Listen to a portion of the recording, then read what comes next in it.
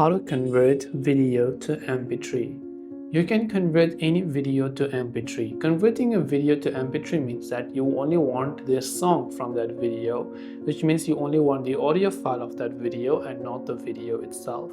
To do this, we can use any online converter. So you can go to your browser and type in video to MP3 converter. When you do that, a list of results are going to show up. You can just choose any one of your choice. Then tap on choose file and just choose the file or drag and drop it from the particular device that you have, right? So I'll just go ahead and then let's say I'll just select a certain video right there. I'll just go ahead and select one of these videos in this case. And once I've selected the video, it will take some time to upload it. Then I can tap on convert. It will convert it into an MP3 file. Then I can simply download the new MP3 file that I've converted. This way I can easily convert a video to MP3 format. I hope the video helped you out, and if you have got any further questions, feel free to leave them down below. Thanks for watching and see you soon in the next video.